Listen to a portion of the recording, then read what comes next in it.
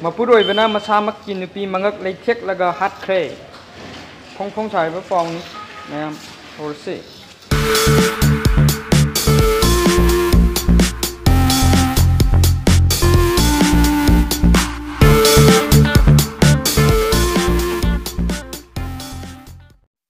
Imphal, April 9. Ngarang numdang pung nipan makhairom tabada lamsang pulisni manung janba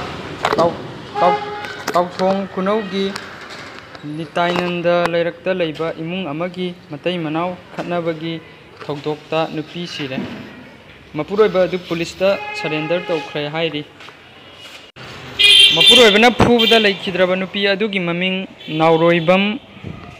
Ningol Achom Ongbi Sunita Elias Thoinu Sahi Kuntham Doi Kawi Mahaki Mapuroibagi mamingna Achom Sanaton Sahi Kunthaga Nithoi Apokpa Leikidraba Kuber Kawi Mahak Macha Leire Asiba Hakchang Ngarang Police na Lokhotlaba Matung Postmortem Gidamak Rems Mokta Thamkhre Hairi Ngasi Nupa Mayumna Asiba Hakchang Launaba Honabada Nupi Mapam Lambal Awang Lekai Miyoi Singna Postmortem gi report Phangrifawa Asiba Hakchang Lowa Yaroi Haina Thingbadagi Rems Mokta Tarang Naba Thokre Thogdok asigi matang da Leikidrabi Sunita gi mapang gi imung manungna phungdokhibada Sunita Mapuroiba Sanatomna Makhori Leitheklaga Hatpani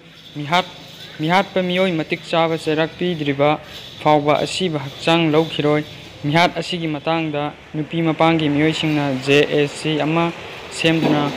khongjang changsin naba warep laukhre hairi Jat ki wari ni tai pau da phau duri ko kanam tawri tahi da pau yam toi takhale